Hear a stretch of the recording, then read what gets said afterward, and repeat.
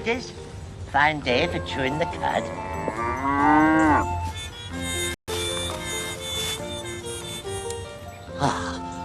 Mow me down and call me an haystack.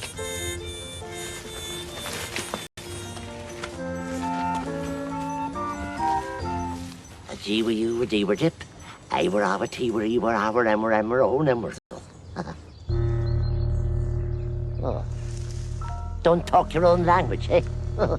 You're even more ignorant nor what I am. My, but you're ugly. Make a good wife, though. I shouldn't be surprised. I'm asking you to marry me, you dumb ducklehead. Why don't you answer? You'd marry me soon enough and knock your head off your shoulders. Now give me an answer, you stuck of papers. Are you going to be my ever-loving wife or no? Rightio then. You've asked for it. Off comes your head. I didn't mean it, ma'am. It just Worzel's little joke. When I says Worzel, that isn't my name at all. He wasn't here. Never has been here before. So don't you go saying I have, or I'll knock your dang dead off.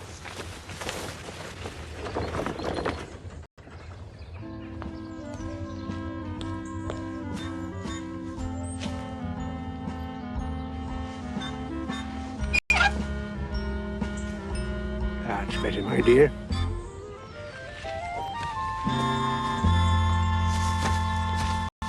Thank you so much for the eggs, Mrs. Braithwaite. What would I do without you? Buy them from the shop, I suppose. But they're not nearly so good as free eggs.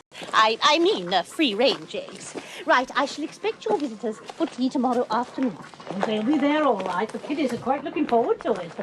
Ah, Mr. Peters, it's all arranged. Tea at the hall tomorrow, 4 o'clock sharp. Oh, tomorrow. Well, I did promise Now, I know your time is your own, so I shan't take no for an answer. And I hear you're very good with electrical work. Oh, yes. Anything in that line. Repairs, rewiring. How very kind of you to offer. Till tomorrow, then. And don't forget your toolbox. Humphrey?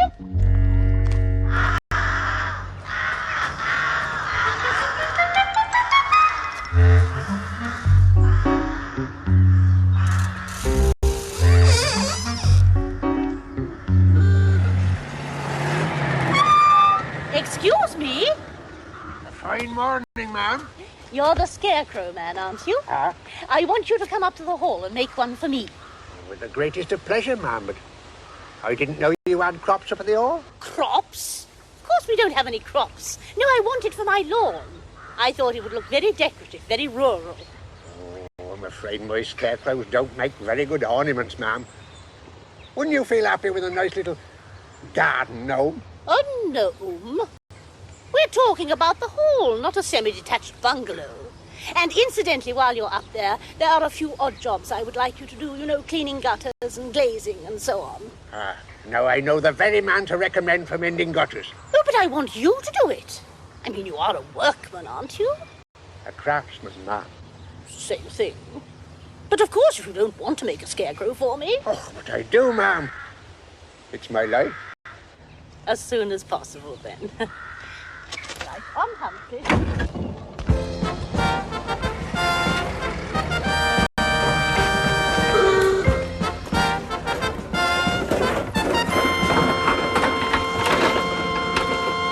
Well, I don't rightly know.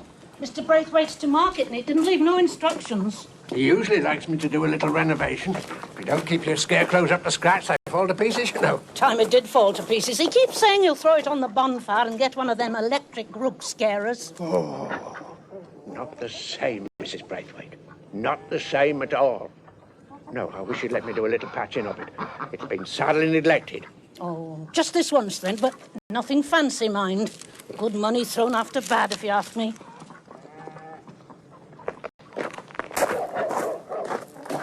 Excuse me? Huh? You're the Crowman, aren't you?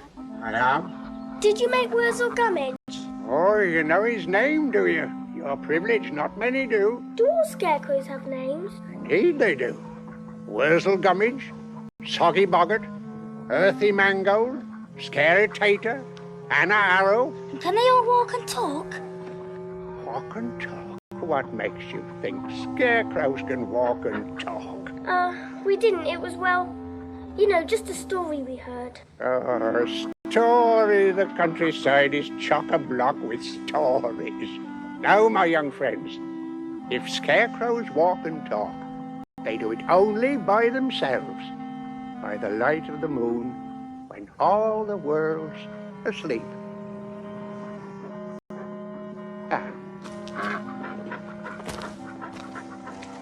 I knew he wasn't supposed to talk to humans. You've got him into trouble now. I like that.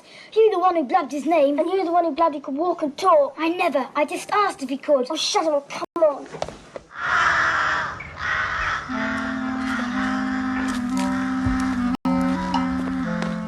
Colonel, Father Worzel. Answer what you asked, Mr. Crowman, sir. No, Colonel. Endorsing him before standing, Mr. Crowman, sir. Shall we speak in English, Worzel? Or the brasser, got the knack, Mr. Crowman, sir. You can do better than that, Worzel. Oh, begging your pardon, your worship, sir. I don't know as I rightly can, being just a stupid old scarecrow, your honour, sir. That better, Worzel. Been practicing, have you? Oh, no, Mr. Crowman, sir, no, not practicing. Just trying out a couple of words, what I learned from that thinking head that your holiness very kindly made for me. And did your thinking head tell you to go rampaging about the village, scaring old women instead of rooks? And boasting to children about how you could walk and talk? Well, that weren't me, sir. No, sir, that was Soggy Boggart, sir. Him not being right in the head. No, I was just standing here, sir, in 10-acre field here, sir, scaring all them rooks and minding my own business. I am the Crowman, Worzel, and I know when you're telling the truth. Yes, sir. Your Majesty, sir. Well, perhaps I did go for a little walk, just a couple of walks, sir, just down the lane and back. Looking for a wife, so I am, your honour, sir. Looking for a wife, eh?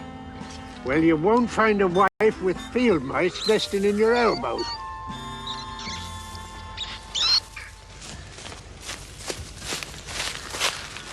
They're sitting down. Yeah. Look, he's pulled his arm off. Serves him right. Should pull his legs off as well. Now, off you go.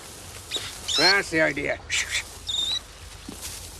Why do you want a wife, Worzel?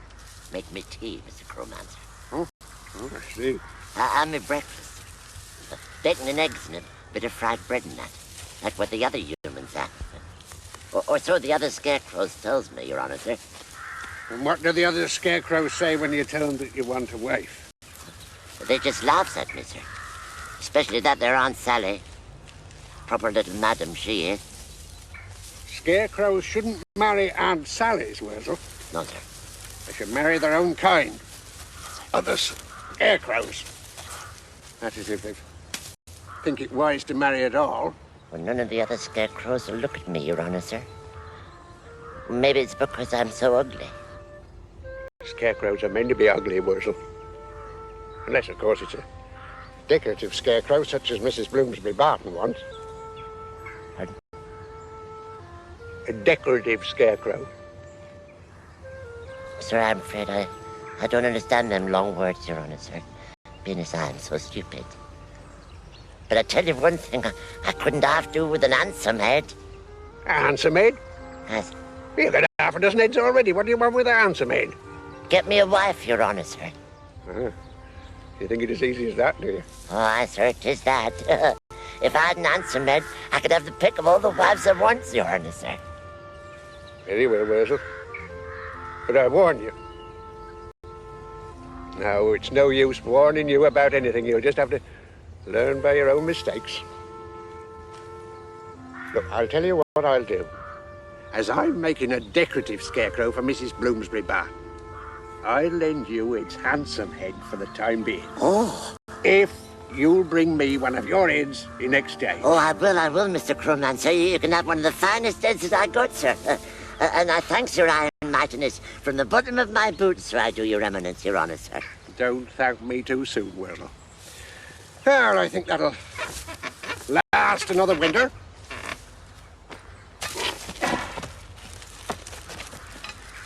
Back on duty, Worzel. Sir. Thank you, Mr. Crowman, sir. Your honour, sir.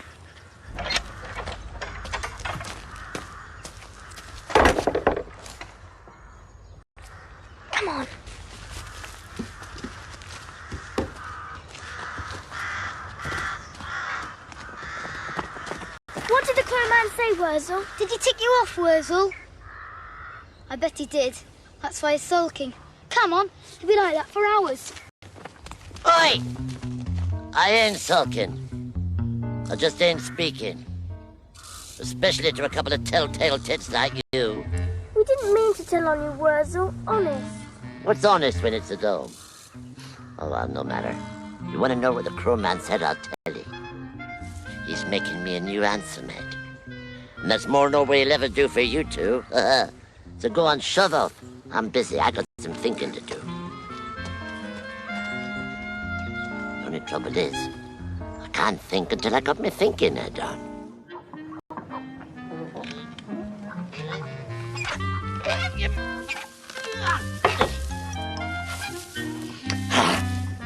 That's better. Now I can get some proper thinking done. Now then, which end shall I take to the Crowman? Eeny, meeny, miny, mo. Enid, do give the children a cucumber sandwich. I'm sure they must be ravenous. So kind of you to help me out, Mr. Peters. It's a fiddling little job, I know, but not worth calling in a professional firm. Think nothing of it, Mrs Bloomsbury-Barton. Because I could manage it on my own, but it would be better with another pair of hands. You see, I'll need someone to feed the wire up to the picture rail at the far end of the room. Shall I help, Dad? I know what, take your shoes off and stand on that table. Stand on one of my best tables? Certainly not. Enid, go to the potting shed and ask that peculiar man to come and give Mr. Peters a hand. Oh, what peculiar man, madam? The scarecrow man. Tell him to come here at once. Yes, madam. And get down, young man. Excuse me, are you the scarecrow man? Oh, that I am, missy. Anytime you want any rook scaring and can pay me wages, you just calls on me. Mrs Bloomsbury-Barton wants to see you. She's having tea in the drawing room. Tea, eh? I could do with some of that. Tell her I'm coming just as soon as I've changed me head.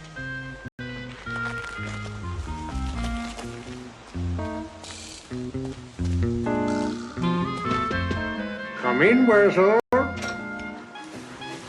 Good afternoon, Worzel. Good afternoon, sir, Mr. Crowman, sir. And I brought me head as promised. Well, I didn't think you'd come without it, Worzel. Otherwise you wouldn't be able to find your way here, would you? Begging your lordship's pardon, what I means is that I brought me exchange head. Ah, I see. Well, let's have a look at it. It's what I call my arithmetic head, sir. Oh. Although I haven't got much call for arithmetic these days. I mean, a bird has 2 legs and a sheep has 4 legs. It's about all the arithmetic a scarecrow needs these days. Isn't that right, Mr. Crowman? And what do you call that one you've got on? It's me thinking head, sir. And what are you going to do with your thinking head when I've given you your answer made, eh? Oh, me thinking head, I hadn't thought of that, sir. Well, never mind, Worzel. 2 heads are better than 1, eh? You're right there, Mr. Crowman.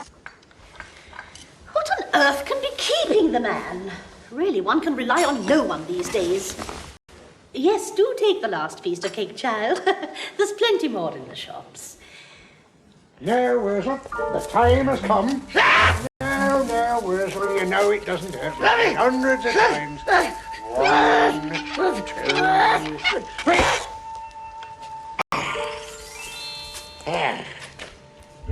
Careful. Not to muddle your arithmetic head with your thinking head. And now, Worzel, for your handsome head. Oh, at long last. Come in. The scarecrow person, madam.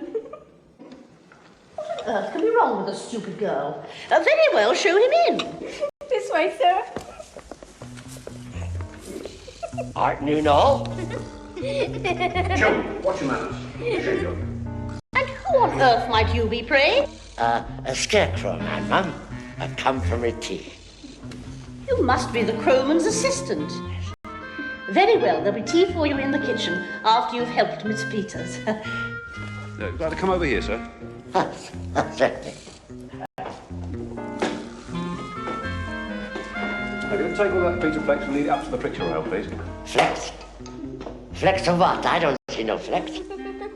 This piece of wire. No, that's electric. No, can't be doing with electric.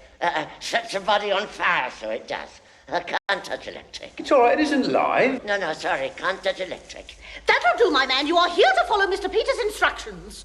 No, not with electric. So, I think I'll just sit down and have a nice cup of tea. Mr. Peters, can't you do something? Here, John, ask the gentleman to hold this. I'm just going to make a connection.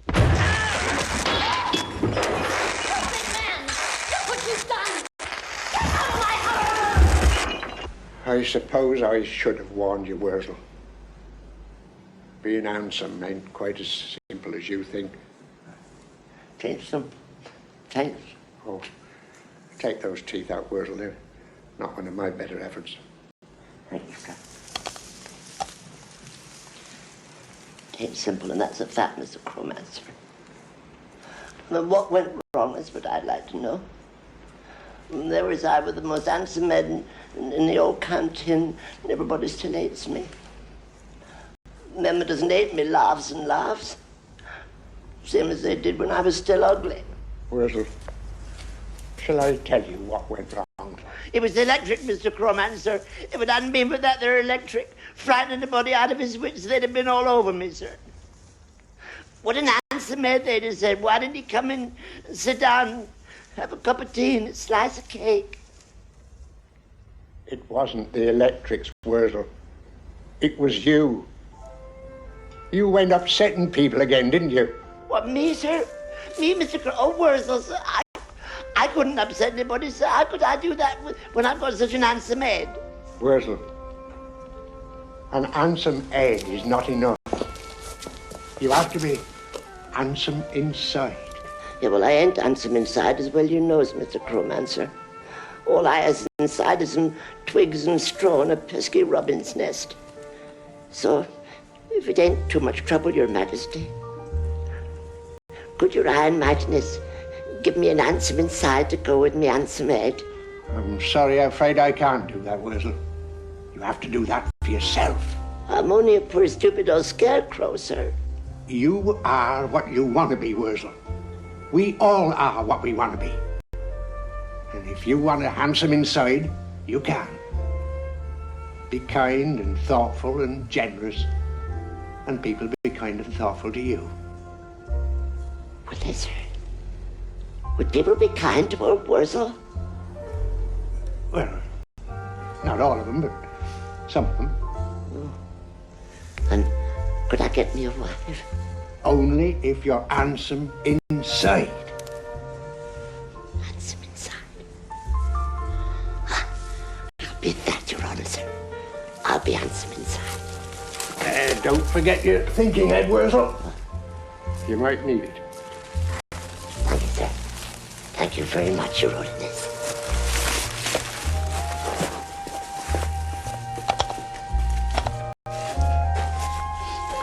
And thank you once again, Your Eminence. Thank you, sir.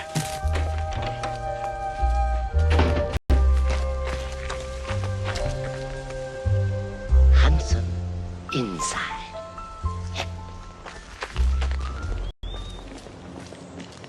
Good afternoon. You stupid little... Nice shot, little man.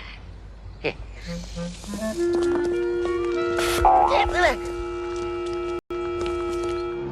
There we are. Thank you very much, young man. You're very welcome, sir. Thank you. Yes, stupid Gottelet! Safe journey. What do you say, children? Thank you very much, Mrs Bloomsbury-Barton. Not at all. It's a pleasure to see young appetites at work.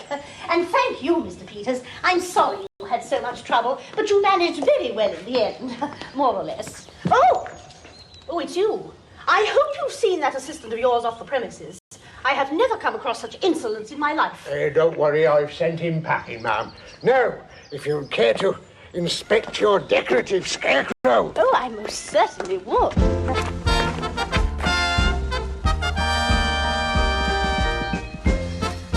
It's Worzel. No, it's not. It's on one of his heads with another body on.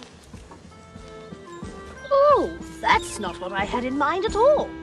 Not decorative enough, ma'am? Not decorative at all. I mean, look at its head. Quite frankly, I've never seen anything so repulsive. Ah, but that's only a temporary head, Mrs Bloomsbury-Barton. When it's quite finished, it'll have a really handsome head. And when am I to see this amazing, handsome head? Very soon, I should think, ma'am. Very soon.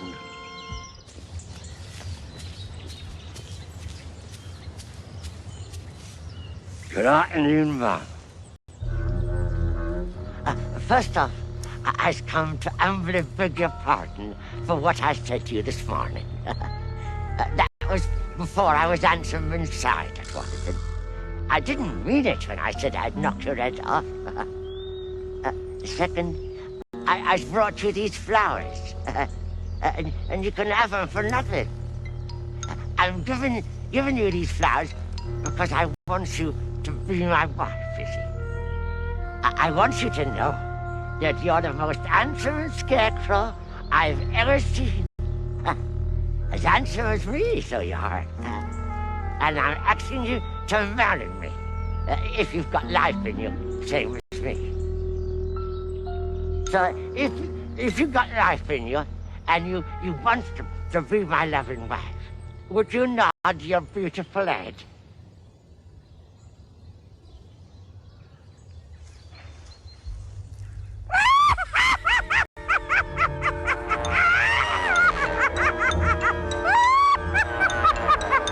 What are you laughing at? There's no coffee in a laugh. He's got that cackling and cawing. There's somebody here.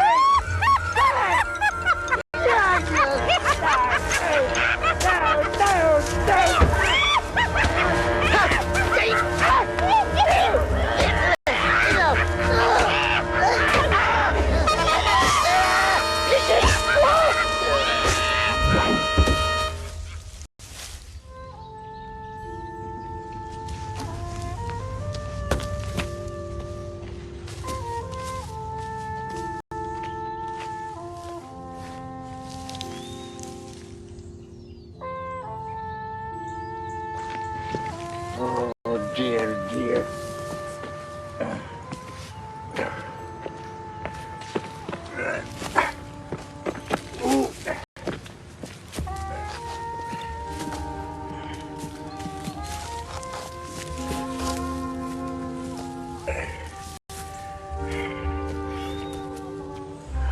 Oh, Worzel, Worzel.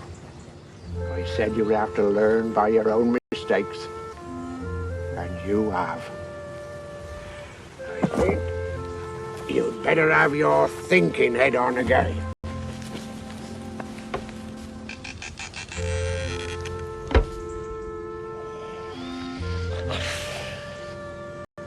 Oh, thank you, Your Eminence. I'm very sorry. It won't happen again. From now on, I'm staying single.